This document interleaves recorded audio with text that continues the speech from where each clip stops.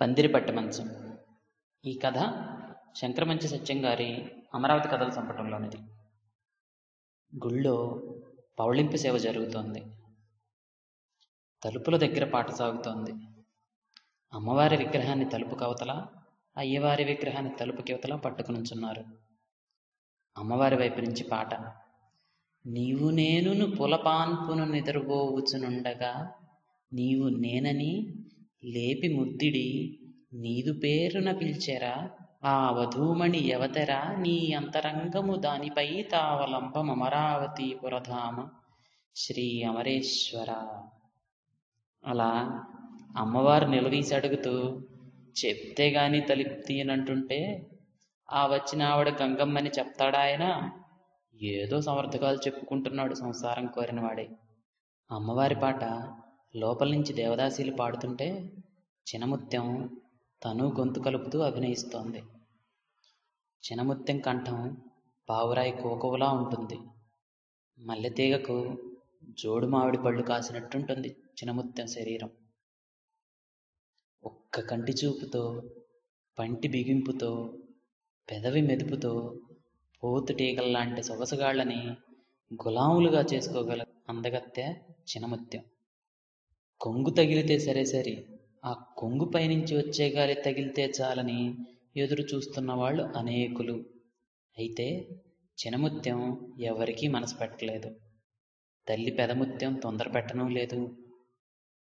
చినముత్యం అభినయిస్తుంటే ఆ కాలిగజ్జెలు కల్లు కల్లుమంటుంటే మంటపంలోని జనానికి ఒళ్ళు చల్లుమంటోంది. అలలలలుగా కదులుతున్న చేతులు, ఒదిగి పారుతున్న నదిలా కదులుతున్న నడుము, మాట మాటకి అంటుకొని విడిపోతున్న ఆ లేత పెదవులు, చెమటకు కరుగుతున్న బొట్టు, ఎగిరెగిరి పడుతున్న జడకొప్పెలు చూస్తూ బొమ్మలైపోయారు జనం. కానీ చినముత్యం జనం వైపు చూడదు. అలా దూరంగా చూస్తూ పాడుతుంది. ఆ చూపు నందీశ్వరుడి మించి స్వామి వైపు పాకుతున్నట్టుంటుంది. ఆ అభినయం ఆ స్వామి కోసమే అన్నట్టుంటుంది. పైపైకి చూసే చినముత్యం చూపు ఆ రోజున అక్కడే ఆగిపోయింది. అవతల పక్క నుంచి బులిరామయ్య శివుడి తరపున పాడుతున్నాడు. బులిరామయ్య మిసిమి ఛాయవాడు, నూనుగు మీసాలవాడు. జరీకండువ విశాలమైన ఛాతీ మీద వేలాడుతుండగా గొంతెత్తి పాడుతున్న బులిరామయ్యను చూసి చినముత్యానికి ఒళ్ళు జలధరించింది. ఎన్నిసార్లు చూసింది కాదు బులిరామయ్యని. అయినా ఈరోజు చినముత్యం ఊహలు చూపులు బులిరామయ్యని దాటెళ్ళలేకపోతున్నాయి.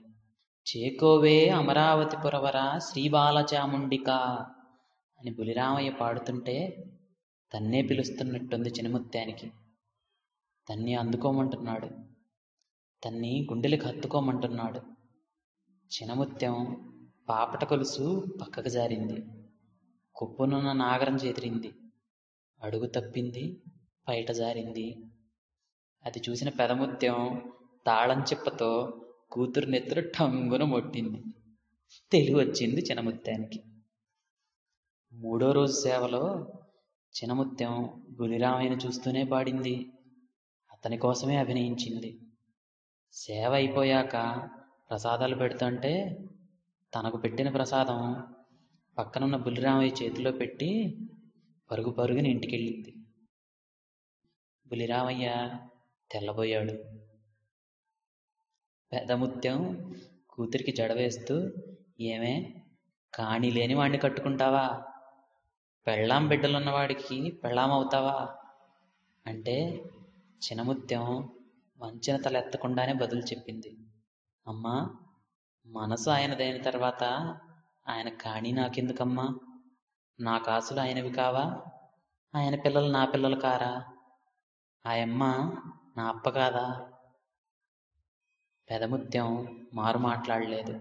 నిర్లిప్తంగా నవ్వుకొని కూతురు తల్లో పూలు పెడుతూ మంచి రోజు చూసి అల్లుడుగారికి కబురు పెడతానంది.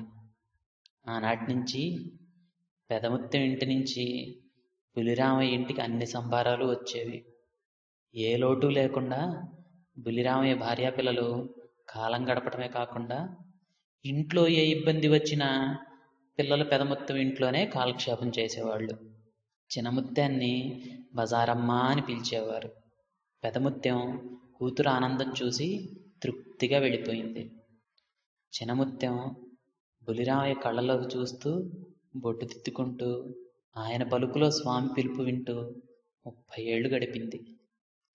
చివరి రోజుల్లో చినముత్యం పట్టె మంచం మీద లేవలేక పడుకుంటే పక్కనే కన్నీళ్లు పెట్టుకుంటున్న బులిరామయ్యను చూసి తప్పు అంటూ కొంగుతో అతని కళ్ళద్దింది. అదే పట్టె మంచం పెదముత్యం తమ ఇద్దరి కోసం చేయించింది. ఆ మంచానికి చుట్టూ అవే గాజు పూసల పేర్లు. పిల్లల జాగ్రత్త, అప్ప జాగ్రత్త అంటున్న చినముత్యాన్ని చూసి బేజారైపోతున్నాడు బులిరామయ్య. ఎక్కడ లేని శక్తి తెచ్చుకొని కళ్ళు వెలిగిపోతుండగా చినముత్యం ఆఖరి మాటలు చెప్పింది. సామి, నేను నీకు ఏమిచ్చుకున్నానో తెలియదు, కానీ పిల్లలకి ఏమీ ఇవ్వలేదు. నేను పోయాక ఈ పట్టె మంచం మీ ఇంట్లో పడగ్గదిలో వేయించు. పిల్లలు పెద్దవాళ్ళయ్యాక పడుకుంటారు. అంతే. ఆనాటి నుంచి బులిరామయ్య కొడుకులు కోడళ్ళు, మనవలు మనవరాళ్ల శోభనాలు కార్యాలకు ప్రత్యక్ష సాక్షి ఆ పందిరి పట్టె మంచం.